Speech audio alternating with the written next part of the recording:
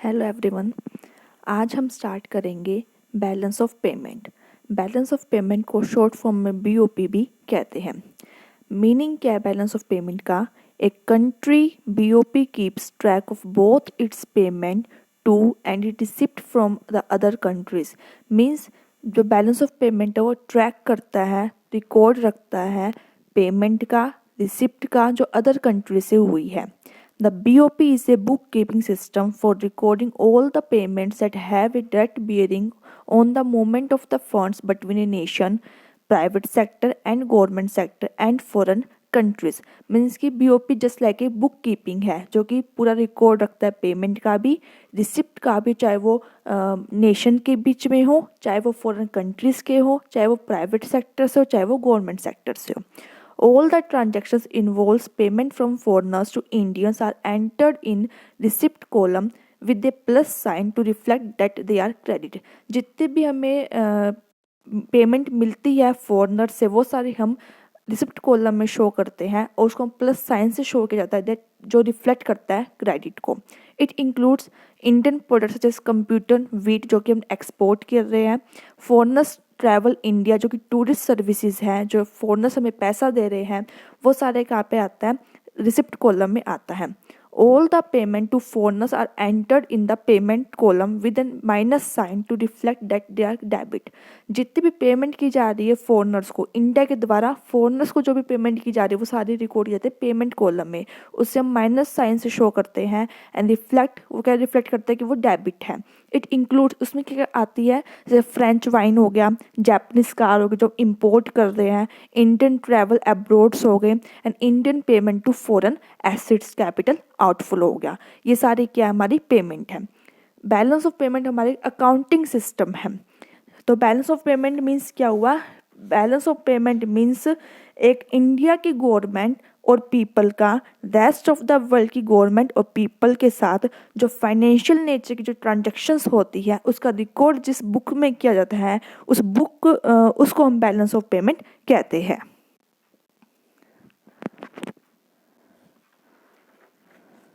आगे हम डिस्कस करते हैं जो कलेक्शन करता है और प्रेजेंट करता है बीओपी डाटा को, उसकी जो रिस्पॉन्सिबिलिटी होती है वो आरबीआई की रिस्पॉन्सिबिलिटी होती है। बीओपी हमेशा प्रिपेयर होता है यूएस डॉलर में और बीओपी हमेशा आईएमएफ के मतलब कि इंटरनेशनल मॉनेटरी फंड के गाइडलाइंस के अकॉर्डिंग ही प्रिपेयर किया जाता है। फिर अब आगे डिस्कस करेंगे हम balance of payment. Balance of payment के कितने अकाउंट के कितने टाइप्स होते हैं? तो मेनली 3 टाइप्स होते हैं इसके: current account, capital account and error and omission account. Error and omission account को हम स्टैटिस्टिकल डिस्क्रिपेंसी अकाउंट भी कहते हैं। करंट अकाउंट क्या होता है? Current account means it includes all the international economic transaction with receipt and payment flow occurring with in current year. कि एक करंट ईयर में जो इकोनॉमिक ट्रांजैक्शंस हुई, जैसे कितना रिसिप्ट हुआ है और कितना हमारा पेमेंट हुआ है, उसका जो फ्लो होता है वो हमारा करंट अकाउंट शो करता है। करंट अकाउंट के अंदर हमारे गुड्स ट्रेड आते हैं, सर्विसेज ट्रेड आते हैं, इनकम आते हैं, यूनिलेटरल ट्रांसफर आता है। Goods trade means this is record, क्या रिकॉर्ड करता है? ये export and import of goods का रिकॉर्ड करता है। सर्विस ट्रेड के अंदर export and import of services की रिकॉर्डिंग होती है। इनकम के अंदर इसके अंदर वो income, current income relate with investment and were made in previous year की, इसके अंदर वो रिकॉर्ड किया जाता है जो प्रीवियस ईयर में हमने इन्वेस्टमेंट की थी बट उसकी जो करंट इनकम है वो इसके अंदर इनकम पोर्शन में आती है। And unilateral transfer it includes a pension, gift which no specific service at the end में, जिसके लिए हमें कोई स्पेसिफिक सर्विसेज नहीं थी, वो सारी क्या होता है? यूनिलेटरल ट्रांसफर होती है। मीन्स कि जो फ्लो ऑफ फंड्स होता है ओनली वन डायरेक्शन में होता है। जैसे पेंशन मिलती है, वृद्धा पेंशन, वो सारे किसके अंदर आते हैं? यूनिलेटरल ट्रांसफर के अंदर आती है। फिर आता है कि करंट अकाउंट के अंदर एक होता है विजिबल और एक होता है इनविजिबल। विजिबल मीन्स इसको हम देख सकते हैं, जैसे कि गुड्स होगी, गुड्स को हम मर्चेंडाइज भी बोलते हैं, तो वो कहाँ पे आएगी? वो विजिबल के अंदर आएगी। इनविजिबल जिसको हम देख नहीं सकते, ओनली हम फील कर सकते हैं, जैसे कि सर्विसेज हो गया, फैक्टर या फिर इनकम पेमेंट हो गया, यूनिलेटरल ट्रांसफर हो गया। फैक्टर इनकम के अंदर आता है लैंड, लेबर एंड कैपिटल। फिर जो विजिबल है इसको हम बैलेंस ऑफ ट्रेड कहेंगे, और बैलेंस ऑफ ट्रेड कैसे निकलता है, export minus import of goods से निकलता है। इनविजिबल में हम services plus factor payment plus में यूनिलेटरल ट्रांसफर तीनों को प्लस कर दें तो बैलेंस ऑफ इनविजिबल आएगा। और जब बैलेंस ऑफ विजिबल प्लस में बैलेंस ऑफ इनविजिबल को प्लस कर देंगे तो बैलेंस ऑफ करंट अकाउंट आएगा।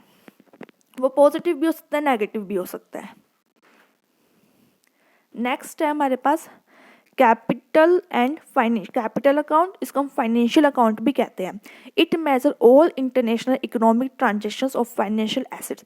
फाइनेंशियल एसेट्स की जितने भी इंटरनेशनल इकोनॉमिक ट्रांजेक्शन्स होती है उस सबको मेजर करता है, उसे हम कहते हैं कैपिटल एंड फाइनेंशियल अकाउंट। इसके अंदर क्या क्या इंक्लूड होता है, foreign investment, loans, banking capital, rupee debt services and other capital.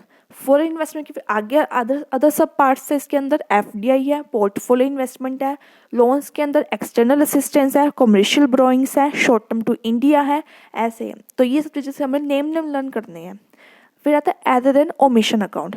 Adder and omission account में फर्स्ट है difficulty involve in collecting the BOP data, कि हमने कोई भी मतलब डाटा को कलेक्शन करने में ही हमें डिफ़िकल्टीज हो रही है, फिर हमने गलत डाटा कलेक्ट कर लिया है, इसकी वजह से भी हमारा एरर शो होगा।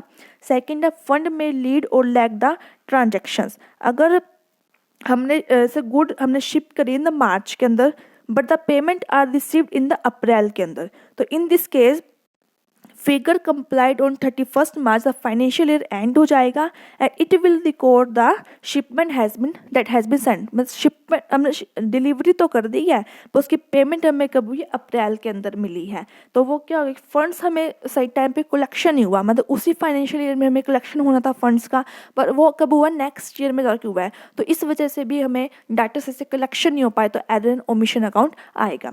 नेक्स्ट है एस्टिमेट्स, कि हमने अगर फिगर्स है उनका एस्टिमेशन हमने सही से नहीं किया तो उसकी वजह से भी हमारी error and omission account error होएगा। और अनरिकॉर्डेड इलीगल ट्रांजेक्शन अगर हमने रिकॉर्ड कर दी है तो उसकी वजह से हमारा एरर आएगा। तो ये होता है एरर एंड ओमिशन अकाउंट। तो बैलेंस ऑफ पेमेंट के 3 मेजर अकाउंट हुए, current account, capital account, error and omission account. Current account का जो भी बैलेंस निकल के आएगा उसे कहेंगे balance of current account. Capital account जो बैलेंस निकल के आएगा उसे कहेंगे balance of capital account. Error and omission account का जो बैलेंस निकल के आएगा उसे कहेंगे balance of error and omission account. जब हम तीनों को प्लस कर देंगे, current account plus capital account plus error and omission account, उसे कहेंगे हम overall balance of payment account. तो बैलेंस जो ओवरऑल जो बैलेंस आएगा बैलेंस ऑफ पेमेंट अकाउंट आएगा, या तो वो आएगा कि इनफ्लो इक्वल्स टू आउटफ्लो होगा, या फिर आउटफ्लो ग्रेटर देन होगा इनफ्लो से, या फिर इनफ्लो ग्रेटर देन होगा आउटफ्लो से। मतलब जहाँ पे inflow equals to outflow means equilibrium में है, नथिंग टू डू, हमें कुछ भी करने की जरूरत नहीं है। अगर हमारा आउटफ्लो ग्रेटर देन है इनफ्लो से मीन्स माइनस में जा रहा है हमारा बैलेंस ऑफ पेमेंट, हम क्या करेंगे, हम एकोमोडेटिंग कैपिटल फ्लो करेंगे, या फिर हम ऑफिशियल रिजर्व अकाउंट है उससे लेंगे, या फिर हम लोन लेंगे IMF से। अगर हमारा इनफ्लो ज़्यादा आ रहा है आउटफ्लो से मीन्स बैलेंस ऑफ पेमेंट हमारा पॉजिटिव है, तो हम क्या करें, जो हमने लोन ले रखा है IMF से उसको रिपेमेंट कर देंगे, हमारे पास पैसे है तो हम वापस कर सकते हैं, एंड बैलेंस है वो ट्रांसफर कर देंगे टू ऑफिशियल रिजर्व अकाउंट में। आई होप सो कि आपको समझ में आ रहा है इतना। फिर हमने अभी पढ़ा ऑफिशियल रिजर्व अकाउंट क्या होता है। तो ऑफिशियल रिजर्व अकाउंट क्या होता है, it is held by monetary authorities of a country. जो कि कौन इसको हेल्ड करता है, मॉनेटरी अथॉरिटीज़ करती है। दे कॉम्प्रोमाइज, इसके अंदर क्या आता है, मॉनेटरी गोल्ड आता है, SDR एलोकेशंस आती है बाय द IMF के द्वारा, एंड फॉरेन करेंसी एसेट्स के अंदर आता है US dollar, pound, Japanese euro and yen, ये सारे इसके अंदर आता है। वो क्या होता है, ऑफिशियल रिजर्व अकाउंट होता है। फिर आता है causes and kinds of balance of payment disequilibrium. क्या क्या कारण है जिसकी वजह से बैलेंस जो पेमेंट है वो डिसइक्विलिब्रियम में आता है, मीन्स हमारा आउटफ्लो ज़्यादा होता है और इनफ्लो हमारा कम होता है। सबसे फर्स्ट है रीज़न, कॉजेज है price changes. Price changes means the changes in the price level में भी, या तो इन्फ्लेशन भी हो सकता है, वो डिफ्लेशन भी हो सकता है। जब इन्फ्लेशन होएगा मीन्स प्राइस राइज हो रहे हैं, तब क्या होएगा, inflation causes a deficiency and deflation causes a surplus in balance payment. कि इन्फ्लेशन मीन्स जब हमारा प्राइस इंक्रीज हो रहा है तो जो हम किस में जा रहे हैं, बैलेंस ऑफ पेमेंट नेगेटिव हो रहा है। डिफ्लेशन मीन्स जब हमारा प्राइस कम हो रहा है तो सरप्लस हो रहा है हमारा बैलेंस ऑफ पेमेंट। जैसे इंडिया है, इंडिया में कोई मान लो कोई भी एक प्रोडक्ट था, पहले वो 80 रुपीज़ का था और अब वो 120 रुपीज़ का हो गया, ROW means rest of the world, means India को छोड़ के जो अदर वर्ल्ड्स हैं वहाँ पे उस प्राइस की रेट है वो 100 रुपीज़ है। तो क्या करेगा, इंडिया खुद मैन्युफैक्चर करेगा या रेस्ट ऑफ द वर्ल्ड से मंगवाएगा? तो क्या करेगा, रेस्ट ऑफ द वर्ल्ड वहाँ पे सस्ता मिल रहा है तो वहाँ से वो क्या कर लेगा, इम्पोर्ट कर लेगा। तो हमारा क्या हो रहा है, इम्पोर्ट बढ़ रहा है, इम्पोर्ट बढ़ रहा है तो हमारा बैलेंस ऑफ पेमेंट क्या रहा है, नेगेटिव में जा रहा है। नेक्स्ट है हमारा business cycle. Business cycle means एक तो या वो आते हैं, बूम आते हैं, रिसेशन आता है, इसकी वजह से भी हमारा बैलेंस ऑफ पेमेंट डिसइक्विलिब्रियम में जाता है। नेक्स्ट है सेकुलर डिसइक्विलिब्रियम। सेकुलर मीन्स तो लॉन्ग टर्म से जो बैलेंस ऑफ पेमेंट जो एडवर्स इफेक्ट पड़ रहा है वो होता है सेकुलर डिसइक्विलिब्रियम। नेक्स्ट है structural disequilibrium means development of alternative sources की वजह से या टेक्नोलॉजी से, सब्स्टिट्यूट से, चेंज इन ट्रांसपोर्ट रूट्स की वजह से, जो हमारा स्ट्रक्चरल चेंजेस की वजह से हम क्या कहते हैं, जो डिसइक्विलिब्रियम है उसको हम सही कर सकते हैं। जैसे इंडिया है, एक अफगानिस्तान है। अफगानिस्तान से जो इंडिया है वो क्रूड ऑयल क्या करता था, इंपोर्ट करता था। क्रूड ऑयल इंपोर्ट करके उसको रिफाइन करके डीजल और पेट्रोल बनाते हैं इंडिया में। तो डीजल डिमांड क्या हो रही है, इंक्रीज हो रही है। तो इससे क्या होगा, डीजल की डिमांड बढ़ेगी तो क्रूड ऑयल भी हमें ज़्यादा इंपोर्ट करना पड़ेगा अफगानिस्तान से, तो इंपोर्ट भी क्या हो जाएगा, बढ़ जाएगा। इंपोर्ट बढ़ रहा है तो हमारा बैलेंस ऑफ पेमेंट नेगेटिव में जा रहा है। अगर स्ट्रक्चरल चेंजेस हो जाए मीन्स अगर टेक्नोलॉजी डेवलपमेंट हो जाए, अगर इंडिया के अंदर मतलब कि डीजल और पेट्रोल की रिक्वायरमेंट ना रहे, इलेक्ट्रिसिटी से काम चलने लग जाए, तो क्या हो जाएगा कि जो क्रूड जो ऑयल होगी उसकी डिमांड क्या हो जाएगी, कम होनी स्टार्ट हो जाएगी। तो हमारा इंपोर्ट भी ऑटोमेटिकली कम होगा, तो जो हमारा बैलेंस ऑफ पेमेंट है वो उसकी डेफिशिएंसी भी हो जाएगी, कम हो जाएगी। तो स्ट्रक्चरल चेंजेस की वजह से भी हम बैलेंस ऑफ पेमेंट को इक्विलिब्रियम में ला सकते हैं। नेक्स्ट है टेम्पोरल और short term disequilibrium means short term से जो भी हमारा बैलेंस ऑफ पेमेंट एडवर्स चल रहा है उसे कहते हैं temporal disequilibrium means disequilibrium the crop failures होगी, रैपिड ग्रोथ होगी इन पॉपुलेशन में, वो सारे किस में आएंगे, टेम्पोरल या शॉर्ट टर्म डिसइक्विलिब्रियम में आएंगे।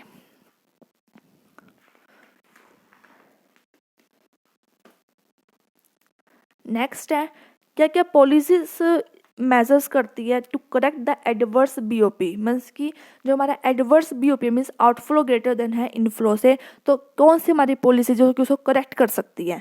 एक होते हैं डायरेक्ट मेजर्स, एक होता है इनडायरेक्ट मेजर्स। दो तरह से मेजर किया जाता है। डायरेक्ट मेजर पे हम क्या कर सकते हैं, सीधा हम बैन कर दो इंपोर्ट पे, एक्सचेंज पे हम कंट्रोल कर सकते हैं, वो होता है हमारा डायरेक्ट मेजर। इनडायरेक्ट मेजर में दो तरह से कर सकते हैं, या तो इनकम रिलेटेड होता है या होता है प्राइस रिलेटेड होता है। इनकम रिलेटेड में मॉनिटरी पॉलिसीज आती है, फिस्कल पॉलिसीज आती है। मॉनिटरी पॉलिसी आती है, फिस्कल पॉलिसी आती है। मॉनिटरी पॉलिसी अगर हम डियर या टाइट मॉनिटरी पॉलिसी रखेंगे तभी हम एडवर्स बीओपी को पॉजिटिव में कन्वर्ट कर सकते हैं। और फिस्कल पॉलिसी में surplus budgetary policy means government revenue ज़्यादा होगा गवर्नमेंट एक्सपेंडिचर से। जैसे कि मॉनिटरी पॉलिसी टाइट वाली हम एग्जांपल समझते हैं, जैसे बैंक रेट है, अगर बैंक की रेट बढ़ रही है तो लोन क्या हो रहा है, महंगा हो रहा है, क्योंकि रेट बढ़ाएगी तो लोन महंगा हो जाएगा कि हर बंदा नहीं खरीदेगा, तो कस्टमर क्या करेगा, उसकी डिमांड क्या करेगा, कम करेगा। कस्टमर डिमांड करेगा तो परचेसिंग पावर भी क्या हो जाएगी, कम हो जाएगी। लोगों के पास पैसा नहीं होगा तो वो खरीदेंगे भी क्या। उसके बाद क्या होगा, फिर डिमांड कम हो जाएगी, परचेसिंग पावर कम तो ऑटोमेटिकली डिमांड कम तो हम इम्पोर्ट भी करना कम कर देंगे, तो हमारे जो बैलेंस ऑफ पेमेंट जो एडवर्स आया था वो क्या हो जाएगा, पॉजिटिव हो जाएगा। ठीक है। नेक्स्ट है फिस्कल पॉलिसी। फिस्कल पॉलिसी से किससे हम उसको एडवर्स बीओपी को पॉजिटिव में कन्वर्ट कर सकते हैं, गवर्नमेंट रेवेन्यू ज़्यादा होना चाहिए गवर्नमेंट एक्सपेंडिचर से। हम दो तरह के इसमें एग्जांपल लिया है। एक है टैक्स, अगर टैक्स की रेट बढ़ा देंगे तो पर्सनल इनकम क्या हो जाएगी, लोगों के पास कम हो जाएगी अपनी इनकम, तो उसके अकॉर्डिंग परचेसिंग पावर भी कम हो जाएगी, देन डिमांड कम और देन इम्पोर्ट कम हो जाएगा। अगर गवर्नमेंट एक्सपेंडिचर कम कर देंगे हम तो इनकम कम होएगी लोगों के पास, परचेसिंग पावर कम होएगी, डिमांड कम होएगी, देन इनकम भी कम होगी। इंडायरेक्ट मेजर जो जिसके अंदर आता है प्राइस रिलेटेड मीन्स रुपीज़ को डिवैल्यू करना, मतलब उसको डेप्रिशिएशन कर दो, डिवैल्यूएशन कर दो। इसकी हेल्प से भी हम एडवर्स और बीओपी उसको हम पॉजिटिव में कन्वर्ट कर सकते हैं। फिर है importance of balance of payment की, क्या इसकी क्या क्या इंपॉर्टेंस है बैलेंस ऑफ पेमेंट की। It analysis the economic transactions of an economy की, इकोनॉमी की जितनी भी इकोनॉमिक ट्रांजेक्शंस होती है उसको एनालिसिस करता है। The government can adopt some protective measures like higher tariff and duties, कि बैलेंस ऑफ पेमेंट में नेगेटिव आ रहा है तो गवर्नमेंट को हेल्प मिलती है, वो अडॉप्ट कर सकता है कुछ प्रोटेक्टिव मेजर्स, लाइक वो हायर कर सकता है अपने टैरिफ रेट्स को या ड्यूटीज़ को इंक्रीज कर सकता है। नेक्स्ट है it help in formulate the policy of inflation control monetary physical policies based on the balance of payment. कि बैलेंस ऑफ पेमेंट को देख के जो गवर्नमेंट है वो पॉलिसीज़ को फॉर्मुलेट कर सकती है, ताकि जो मॉनेटरी पॉलिसी की वो अगर बैलेंस ऑफ पेमेंट नेगेटिव में जा रहे हैं तो वो टाइट मॉनेटरी पॉलिसी को अडॉप्ट कर सकता है, एंड फिजिकल पॉलिसी में वो गवर्नमेंट रेवेन्यू बढ़ा सकता है as comparison to government expenditure. तो इसकी हेल्प से बैलेंस ऑफ पेमेंट तो मतलब बैलेंस ऑफ पेमेंट की सारी इंपॉर्टेंस है। इसकी हेल्प से इनकी बैलेंस ऑफ पेमेंट की हेल्प से गवर्नमेंट पॉलिसीज को फॉर्मुलेट कर सकती है। और बस बैलेंस ऑफ पेमेंट में यही है। और जो बैलेंस ऑफ पेमेंट है ये टॉपिक बीकॉम में भी आता है, एमकॉम में भी आता है और नेट के एग्ज़ाम में भी आता है। तो तीनों के लिए ही बैलेंस ऑफ पेमेंट बेनिफिशियल है। अगर आपको वीडियो पसंद आई हो तो आप प्लीज़ चैनल को सब्सक्राइब कीजिए, दोस्तों के साथ शेयर कीजिए एंड वीडियो को लाइक कीजिए। Thank you.